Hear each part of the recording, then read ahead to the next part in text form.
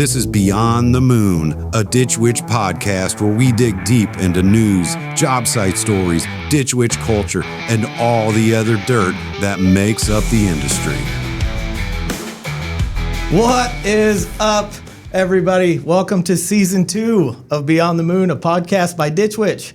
I'm your host, Sean Hubbard. I'm joined today by Kevin Smith, who is the general manager of Ditch Witch, the head cheese or big kahuna, or I think any title may fit, but any of that the fits. guy running the show.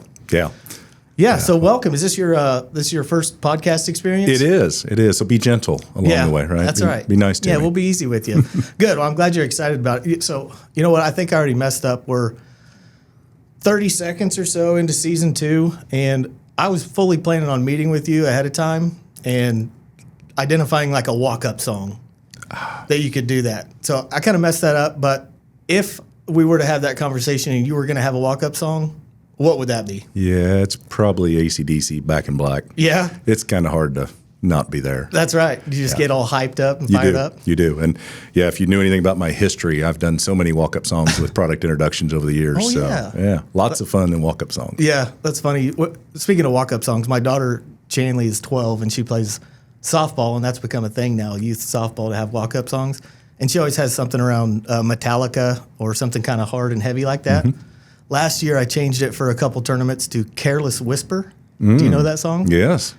It's pretty comical to see a little girl walking up to the plate with some saxophone blaring in the back to get everybody hyped Throw up. some Baker Street or something at her. Yeah, that's right. But anyways, in the intro, I said, welcome to Season 2. And that is crazy for me because Season 1 was such a blur. We had so much fun. In Season 1, we had some good guests. I think we had some good content. Hopefully you guys found it entertaining or insightful or whatever. I know a bunch of you guys did because we got a lot of views, a lot of subscribers. So thank you so much for doing that and giving us the momentum to roll into Season 2. And we're going to keep up with that momentum here with Kevin today. And it's going to be an exciting season. I'm excited to get going. So, Sean, I just can't not walk past this, right? Season 2. I mean, this is so awesome. And I've watched all of them and I'm so proud of the team. It's what makes us who we are, our people. And so hearing the stories, it's so much fun to watch. But I remember you coming into my office and saying, I've got this great idea of how we could extend the Ditch Witch brand, right? How we could go on. Yeah. And now here I am, Season 2. That's right. Thank you for the opportunity. Appreciate that. Yeah. Well, I thought it might be Season 4 before you let me come on. Right. I didn't know. No, we just, we had some certain VIPs that we needed to get in. You absolutely did. 1. Far more important people than me. That's right. for sure. Yeah, that's funny you say that. So it's a good transition actually too, because we talked about this podcast and being able to tell people who we are and tell us about the brand, and it's not just equipment; it's the people behind it. And to me, that stuff really matters. And I wanted to get your opinion on this. So last year was our 75th year anniversary, and we did a lot of fun stuff with customers and dealers. And we had a social media campaign that was 75 years strong, where we posted pictures of old equipment or patents from Ed's work back in 1940s and 50s. And it was all this really fun, cool stuff that we did. And we posted one, and our social media team reached out to me and said, hey, there's a guy that sent us a picture of like a trifold pamphlet from 1960 something. And we clicked on his profile and he works at Ditch Witch. Do you know Rusty Avey? And I said, you probably do. You know Rusty, don't you? Very well. Yeah. So at the time I didn't know who he was. So I reached out to him and said, hey, can we get a picture of that? I mean, that's some cool stuff that you had. And he said, yeah, I'll do you one better. And the next day, I ended up meeting him over there at Plant 3 where we built all the pipe and stuff. And he had this just binder full of really cool historical memorabilia. And one of the things, I've showed all that stuff to you and you've seen it. One of the things that jumped out to me was a newspaper article from the Perry Daily Journal in 1950 says, and I'm looking at it here, and hopefully by the magic of video editing, you guys can see a picture of it here or somewhere. But it was an article with the headline, Ditch Witch Latest Malzahn Invention. And Rusty and I's research, more Rusty than anything, we think that's the first time the words Ditch Witch have showed up in print. Really? Yeah. So I think it's really cool. So we were able to partner with Rusty and get that stuff, and it's owned by the company now. with the idea of putting it together as a way to kind of honor the legacy and history of Ed Malzahn and Ditch Witch. So I just kind of wanted to get your take on that. How important is the legacy or the history or any of those types of things to who we are? Oh, yeah.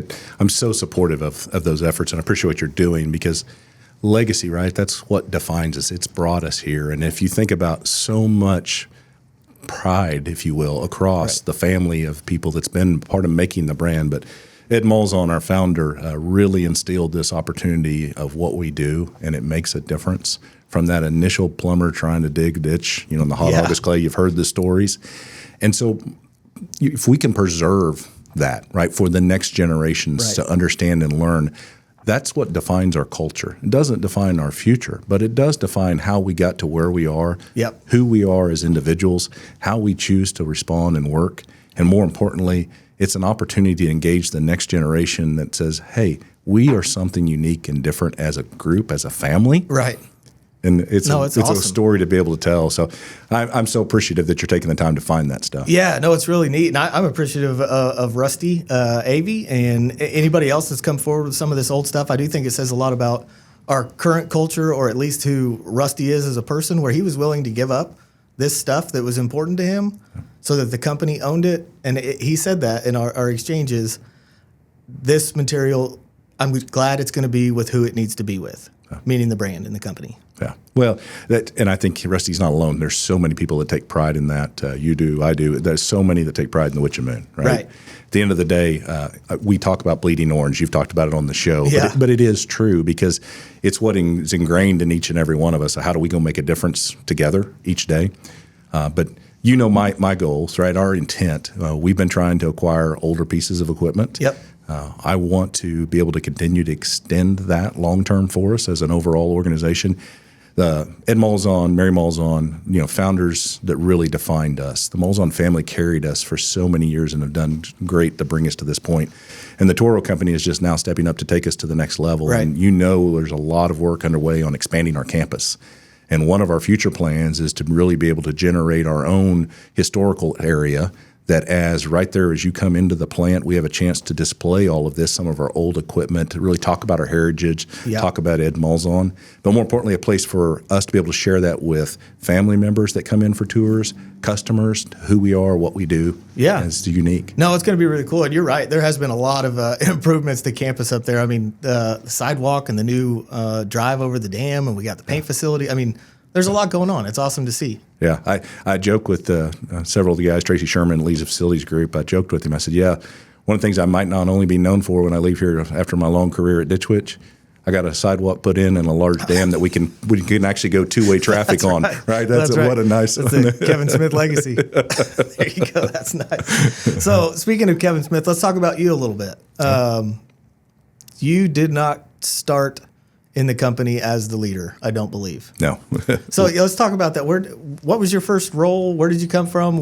When did you start? Let's just get into it. Who your professional history with Ditch Witch? How that happened? I probably don't have the traditional career trajectory as most. Okay. But Lord's been really good to me. I've been blessed throughout. I started in 1993 out on the shop floor. Okay. So as I've looked up, I've become one of the old guys, right? As I look around, it's amazing 31 years later where that's gone. But, I've had the opportunity to get to work through so many facets of the organization, which really gave me a broad perspective, right, growing up throughout. And I'm not unique. So many stories that you could hear about people that's been given opportunities. Ditch Witch has provided opportunities for them to grow personally and professionally along the way. And I'm just one of those stories. But I started out in the shop in 1993, out on the shop floor. I still remember welding S1As early in the day. That's the trailer. Yeah. I was going to say, I don't even know what that is. Welded 7 trailers a day, 122 welds. I remember them. I remember them like the back of my hand right now. So welding is where it all got started. Yeah, welding and in the warehouse. Those were the two first as I got in. But do you dabble in welding anymore? I still do. Okay. Most people wouldn't consider me a welder, but I'm a fabricator. I love to build things. Okay. So I still do a lot around the farm, building pipe corrals, fences. As we talk about my career, at one point as I got to one of the other companies in the Charles Machine Works, I was standing up and telling them about, who is Kevin, right? If you're going to follow a Kevin, who is Kevin? I said, okay, well, let me tell you what Kevin is. Kevin is a guy that believes God's in control. Okay. I believe family is important. Yep. I believe hard work leads to success, and I believe together is how we win. Okay. And then I started sharing my history, like you're asking. Right. And somewhere along the way, it came up that I could weld. And one of the bold welders stood up and said, well, if you can weld, I'm putting you to the test. When we get done, we're going to go out and we'll actually do a full test. You went, all right. I'm like, bring it on. Let's go. Right, so yeah. as you can imagine, a lot of scrutiny into that. Oh, I'm sure. Yeah. But yeah. So how did it go? How'd the weld test actually go? passed. Okay, good. I think just barely. You're like, just barely along the way. But grew up, started in the shop, got the opportunity to move up into product development. Spent quite a bit of time in product development. 7 years of my year in R&D, so that was really cool throughout my career. It's when we were really building directional drills, was really getting started, technology development, so got to be hands-on. Was that late 90s? Yeah, early 90s to late 90s. Okay. Yeah, through that time frame in there. Went on, worked for a dealership, actually was a Ditch Witch dealer salesman for a while as part of my career development. So I didn't know that. Yeah, was a direct salesman for Alabama. Worked in the Northeast Territory of Alabama for a while. Then came back and continued on, worked in custom products, moved over into sales, marketing, had territory for a while like many of our guys today. Yep. Then moved back into product management, and that's really kind of where I hit my stride. I love product. I love the side of what we do and our applications and working with customers. And so getting to travel around the world, work with our customers really kicked off. And so I did that for many years and just progressed, added R&D, management, took on market research, some of that stuff throughout my career. And then we began acquiring companies as the Charles Machine Works, our parent company. Right. We began acquiring many of the other additional families and the brands that we have today. And so I worked as a part of the team on mergers and acquisitions. And so did quite a bit of that work. And as we were closing American Augers and MTI equipment both at the end of 2012, one in November, one in December, was looking for someone to go down. We didn't have a good transition plan for MTI, and so they asked me if I would pick up family and head to Florida. So South Florida was in our sights for a while. There's worse places to be. There is. You know what? A wonderful team down there. Loved it. Living in South Florida is not all bad. Yeah. Except in the heat of the summer. Well, that would probably get a little bit exhaustive. Well, this fat man tends to sweat quite a bit, as you can imagine. So, I know how that goes. South Florida, but was there for a while, then transitioned up to Hammerhead, Wisconsin, and operated that business, kind of redefined its direction in the rehab space, and wonderful team, and then made my way back into ultimately Subsite and Perry for Ditch Witch. So, that's wild. It's like I think you checked all the boxes except podcast guest and finance. They never have let me really be in the finance world. I don't know why. Right. But, that's weird. Yeah. So with all that vast experience in all elements of the company, is there one that I know you said product management was probably where you got your stride. Was that your favorite role, or do you have a favorite, or is there one you're like, I'm glad that's over? Well, there's probably a few of those, and all of us have it. You know, I had a mentor tell me one time, you know, your career path can much be like a rock wall, right? It's never straight, right? It's lots of ways. Slow down and enjoy the climb. There you go. Right, was the words, right? Okay. So I really tried to take that in. And so, yes, several, but I loved product management. There is no doubt. But my time in R&D, building concepts, fabricating, just loved that. That's still things I do today. Right. Personally, I still like to build things, and so I do. Yeah. As my family will tell you, there's always a project at home. Right. So. Yeah. No, that's interesting. So, you're the leader of the company now. You've had your fingerprints. Hard to believe. Yeah. Yeah. Tell me about it. No, just kidding. I'm not surprised at all. But you got your fingerprints all over the company, all over the businesses. What excites you about that? Well, it's humbling, and I'm honored to get to lead this iconic organization, the brand, what Ed Malzahn and the Malzahn family built. And, you know, for me, I really take on that I'm trying to transition, right? As we've been acquired by the Toro Company, how do we hold on to the legacy of who we are? The Toro Company has been very supportive of us being us. But at the same time, how do we take the steps to the next level? And for me, that transition that we've been going through,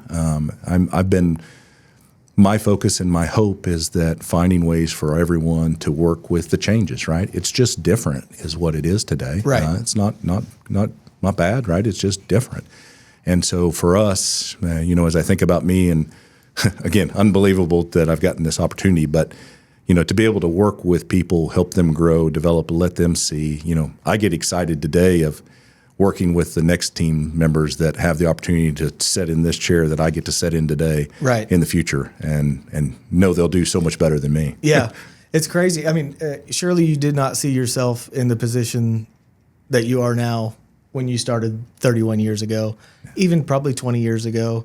Yeah. So with that kind of as a backdrop, what do you think about just the industry itself? Like, so you said you got in on the ground floor building horizontal directional drills.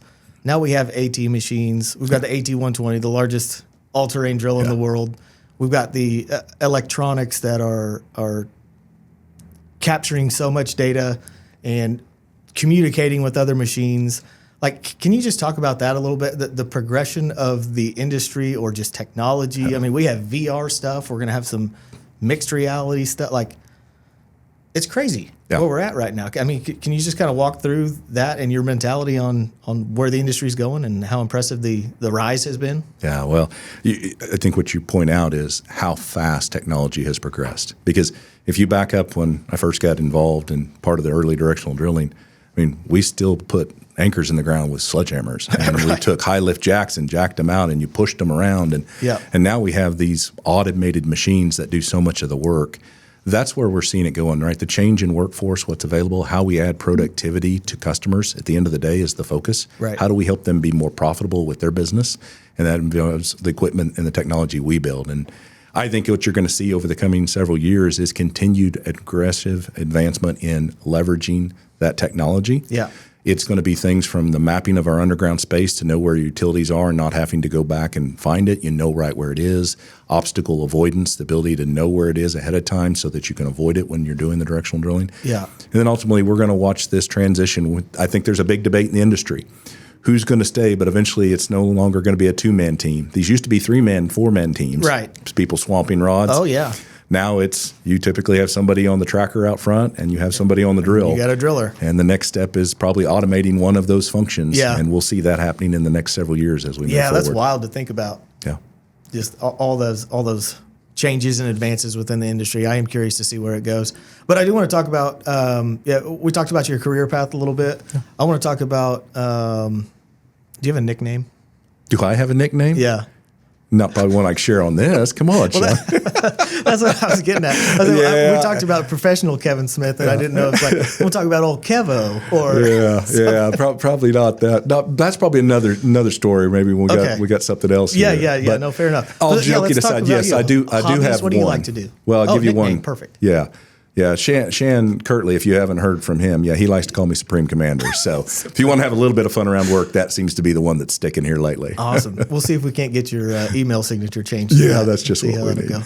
But Supreme Commander, what do you like to do in your spare time? You mentioned that you're a fabricator and you like to build some stuff. What stuff are you building, and is there a particular project or two that kind of comes up to your front of your mind as a favorite of yours? Yeah, well, I wish I just had one or two projects. Of course, that would be good. I've always been a tinkerer of doing things on the side. So over my time, I've done anything from building cars and hot rods, of course, like most people have. But I've built anything from trailers to mini skid steers for me personally to larger pieces of equipment to corrals, houses. I built a couple houses. Oh, wow. So things like that. But projects right now, exciting one we've got going. My oldest son and daughter-in-law have purchased a house, and so we're doing a gut and a remodel as we speak.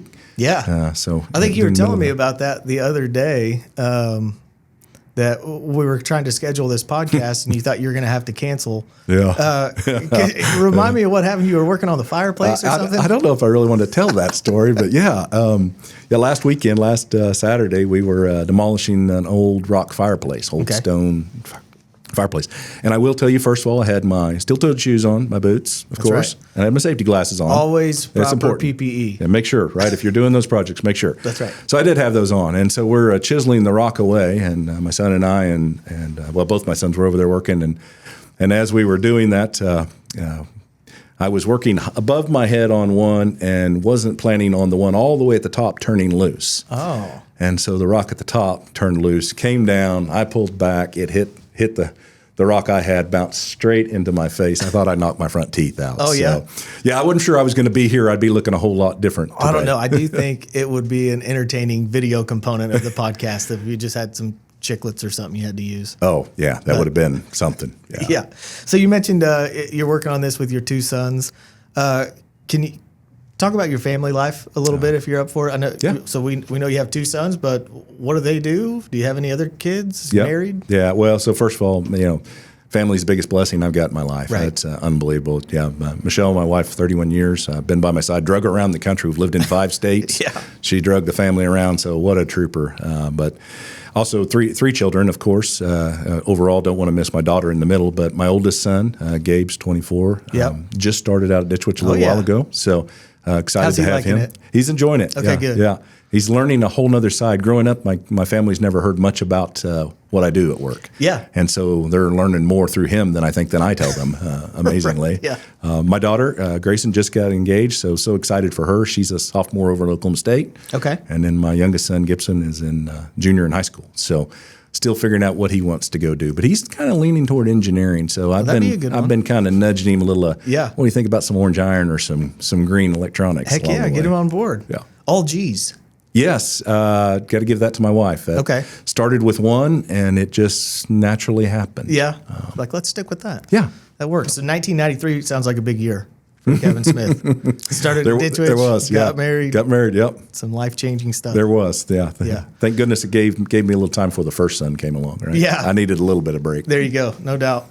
So yeah, I think we're kind of coming up against it. We typically end these episodes with kind of a lighthearted question that I've got for you. Okay. And it ties perfectly into your family stuff. What is the most unique or thoughtful or emotional, whatever word you want to put in there, Christmas gift you have given your children? My children? Or anything. Thoughtful or maybe more fun? Because I could go both, but maybe more fun? Sure, yeah, let's go with fun. You know how we all say that we bleed orange? Yeah. And I'm second generation out there. My dad worked out there for 40 years. My brother's out there. And now we're third generation with my son. There. Yeah, for many years. Jeez. So my kids have all grown up really engaged in the broader family of brands that we have because we've worked at almost all of them and they've journeyed. Yep. So over the years at Christmas, it's become known that there is usually something that I provide them that is company branded along the way. And so for the last few years, I've really tried to step it up. And this year might have been as much fun. Yeah. Vintage belt buckles for the boys. Yeah. Found some of those. Say, where do you find? Is it just a... eBay's a pretty good place for that. Vintage belt buckles is a pretty good one. A vintage key fob for my daughter. Nice. So she got one of those of the early logos. Yeah. But the best one is, and it took me a while to find them, I found the early puffer vests. As you can tell, I'm wearing a vest. I like vests. Yeah. I got all 3 of them, the early puffer vests from the 1960s, 70s eras. And so we should have a picture of that, of them sporting them in front of the Christmas tree this year. That I think I really got a shock and awe out of giving that to them. I bet. They awesome. loved it. They loved it. Yeah, it's like takes you back to like the starter jacket days, just the big puffy stuff. Exactly. That stuff's awesome. So yeah, just to wrap up here too, you mentioned that your family didn't really know what you do at work for a while, and now that Gabe's up there, they're kind of getting an idea. That is a podcast idea that I have. Is I want to bring my own 2 daughters up here and just ask them, like, what do you think I do at work? Or that would be what awesome. do you think this machine is? And just kind of get their reaction. Now, in fairness, be careful what you ask for, right? Oh, I know. Truth out of a kid, right? It's going to happen. That's going to be tough. It's like, well, I don't think you do anything. You said you play on Facebook all day. I think I agree with them. Oh, man. Yeah, I shouldn't have brought that up. This is a sensitive subject. Hey, it is from our standpoint, right? We appreciate what you do. Yeah. All joking aside, this Beyond the Moon, we are continuing trying to innovate. And Sean, I just want to point out, and for all of you viewers out there, one of the great things at being at Ditch Witch is how do we continue to find ways to continue to advance, to go forward. Right. This is a neat way to extend the brand and connect with our customers and talk about where we're going. I appreciate the innovativeness of getting out in front on something like this. Awesome. Well, thanks for saying that. So yeah, guests too, I did want to reach out to you. If you guys have any ideas of topics that you want us to talk about, or if you want Kevin to come back, or you want some special guests or anybody, please reach out to us and let us know. We're always open up for ideas, and we want to talk to you and talk about what you want to talk about. So holler at us and we'll make it happen. But for today, Kevin, thank you so much. Oh, thank you for having me. For hopping on today. I hope it wasn't too bad. Oh, no, appreciate it. It's nothing like being on season 2. Appreciate you really holding out for me. That's right. That's right. No, I'm messing with you. No doubt. All right. Thanks, everybody. We will catch you next time on Beyond the Moon. Thank you. Well, that's it for this week's episode of Beyond the Moon. Be sure to subscribe to this podcast on your favorite platform and follow us on social media @Ditchwitch.